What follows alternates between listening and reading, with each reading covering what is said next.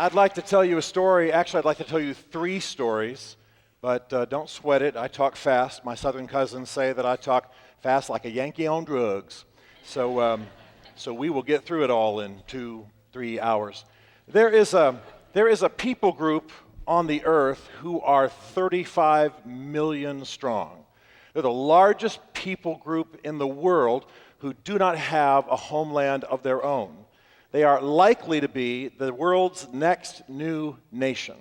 They're called the Kurds, and I'd like to tell you just a little bit of their story. Now, you probably know more about the Kurds than you think you do. Perhaps you've seen the beautiful faces of their lovely children all over the internet and in magazines. They're used often. If you eat yogurt, you already know something about a Kurd. This is the founder of the Chobani Yogurt Company, Hamdi Ulukaya. He's a Kurd. You may, even if you're not willing to admit it, be one of the followers of the female Peshmerga, the guerrilla fighters for the Kurds. The word Peshmerga is a Kurdish word that means those who face death. And some who face death in Kurdistan are women, and they have many, many Western followers.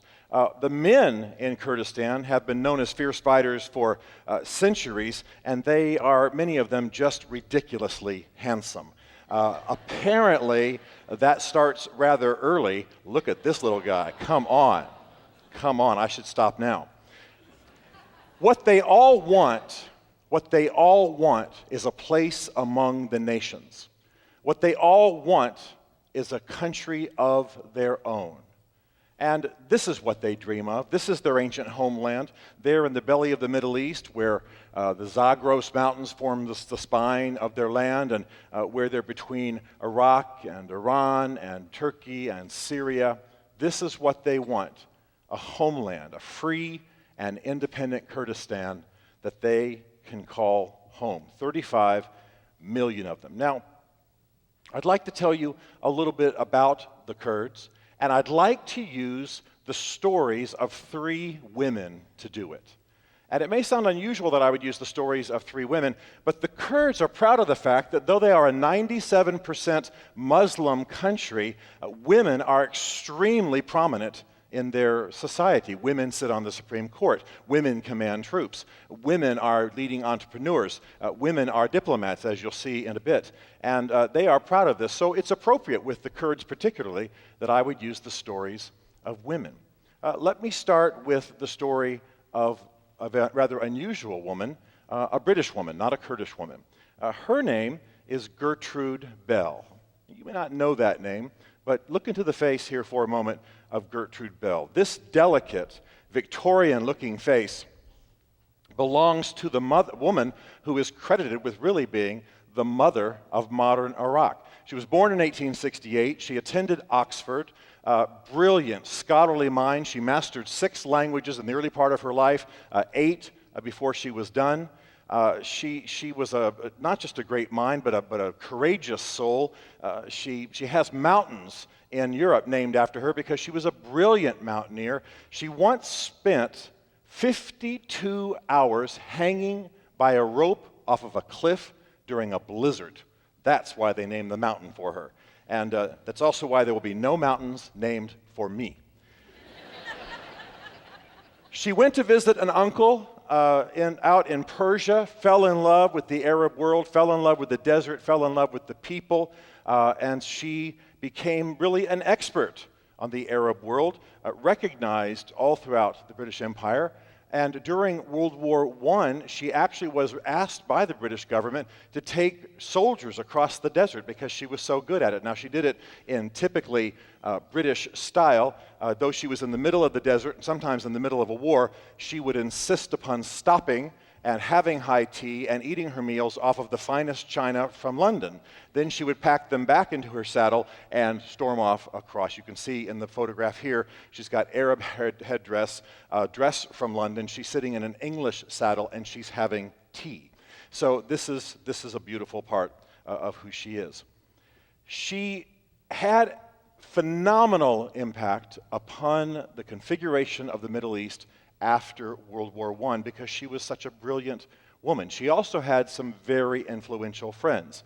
One of them was named Winston Churchill, who was, as you can see, Minister for Air and War right after World War I.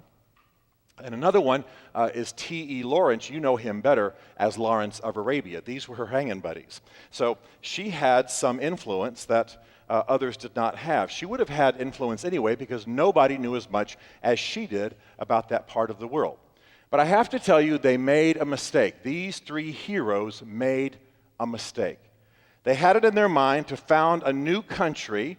This was during a time when the Ottoman Empire had been removed during World War I, and now the Arabs' moment was coming in history, and the Arabs were emerging, all of which was to be celebrated. But these three, these architects of modern Iraq, forgot about the Kurds. Or if they didn't forget about the Kurds, they at least forgot who the Kurds were and who they had always been. Because the Kurds are an ancient people.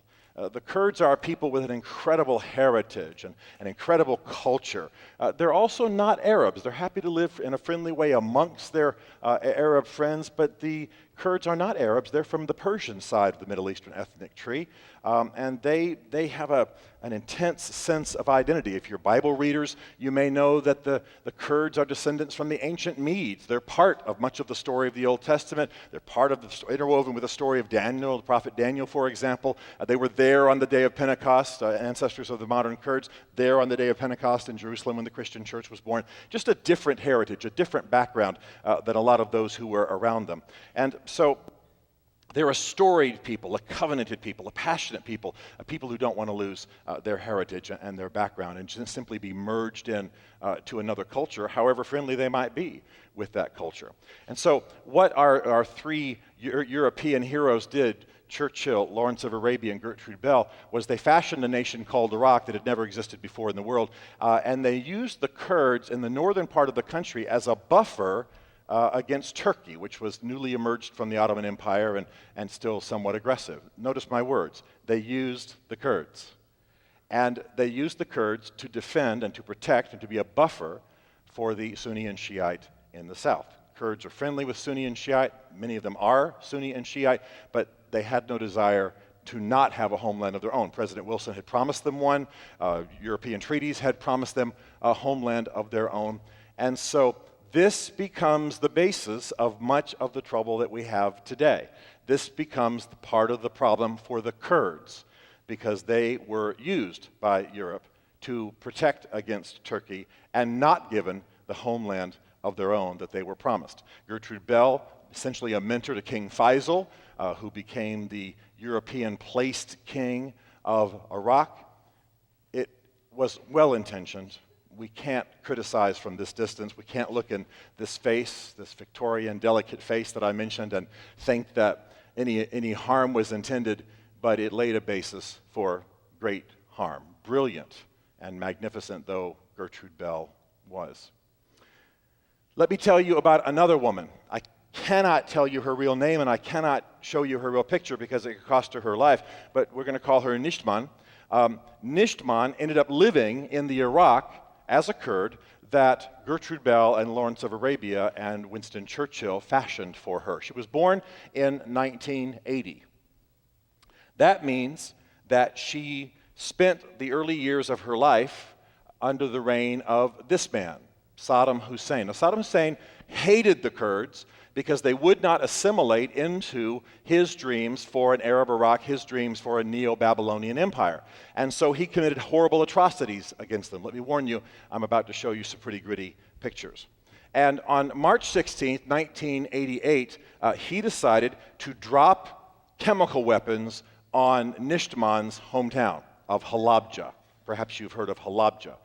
And in 1988, on March 16th, Saddam Hussein ordered his Air Force to drop mustard gas, sarin gas, tubing gas, other forms of gas on a largely defensive people, his own people, the Kurds, part of Iraq, Iraqi Kurds. You see in this photograph here, the beginning of it, he had instructed his Air Force to drop gas on the perimeter of Halabja. That would hem the people in, and then he dropped the serious gas right on them. These are the billowing clouds of mustard and sarin gas. People died and died horribly. Their organs liquefied. They they began to contort in wild ways and broke their own backs and separated their own joints and crushed their own skulls.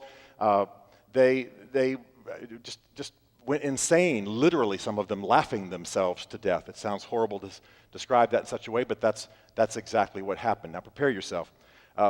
Deaths were immediate, horrible. 5,000 people died in about 2 hours. 10,000 more would be horribly disfigured and damaged, and many of them would die in the following weeks. This is the photograph of a dead man. His 2 sons are alive, but grabbing him, don't want to leave. Grandpa is trying to get them to leave that side.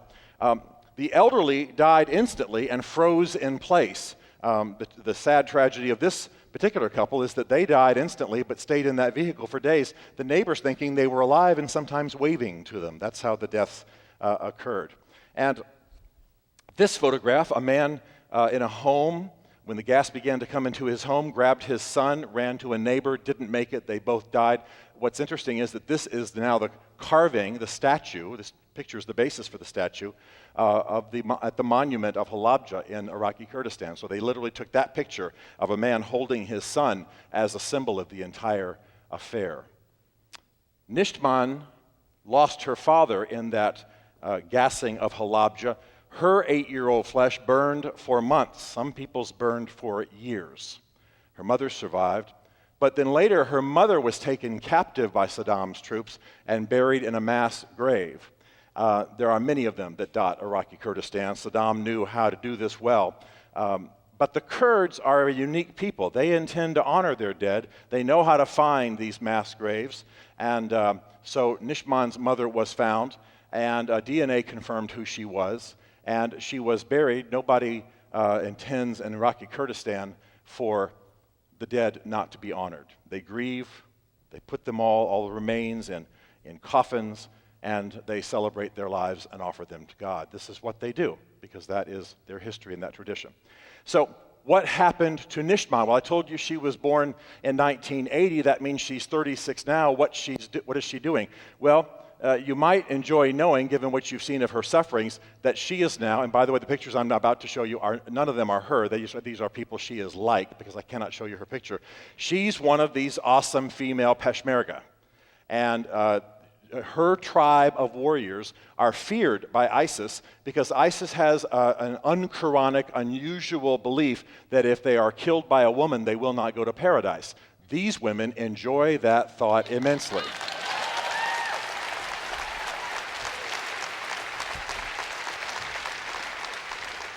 Some of them are the best marksmen and snipers in amongst the Peshmerga, and my male Kurdish friends are going to get on my case about that, but it's just true, I'm telling you. And they are just magnificent, and Nishtman is among them.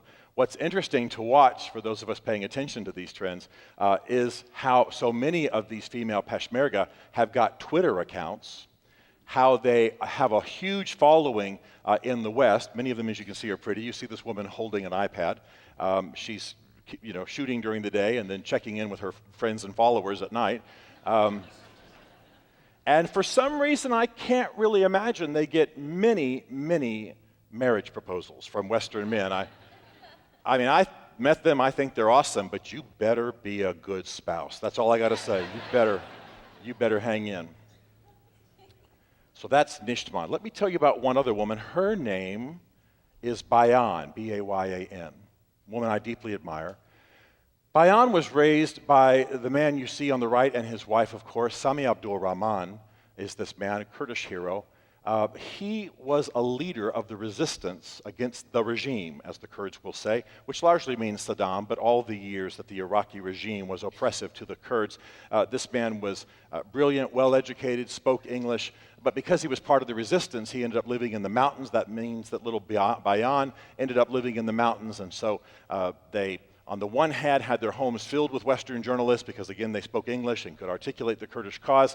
On the other hand, they lived the hard and rugged village life of the Zagros Mountains, and you can just picture little Bayan here nibbling bread with hardened soldiers and them loving her like a little mascot. This is sort of the culture that she grew up with. Zagros Mountains, beautiful but hard and treacherous. This is the native homeland of the Kurds. They're called mountain Kurds, in fact, by those who try to be a little bit insulting, but it's actually true.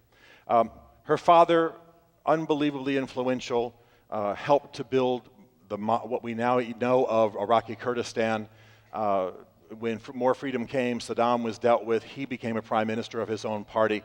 A really pretty amazing man.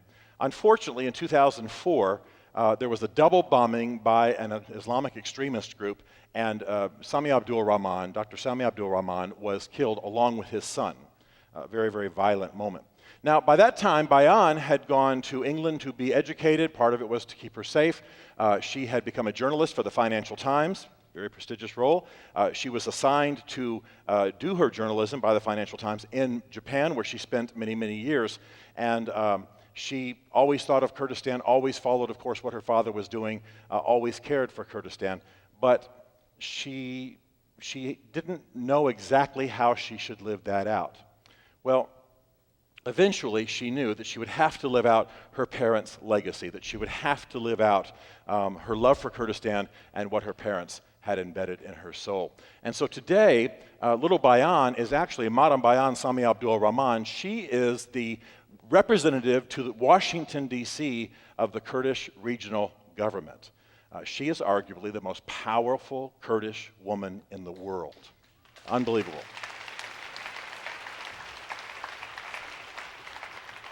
She's about that tall. It's all dynamite. She's a cross between Golda Meir and Margaret Thatcher and Oprah and Pink, I guess, if you want some attitude thrown in there. She's pretty amazing. She spends her time telling the U.S. government in Washington how they need to stand with the Kurds against ISIS and how they need to be prepared for independent Kurdistan. And that, I think, is what is important for you today. What does this mean to you? Why is this relevant to you? Well, you're smart, you're educated, you're here, you're socially conscious, and 35 million Kurdish people are waiting to be born into the family of free nations. I intend to help them. I hope you will too. Thank you.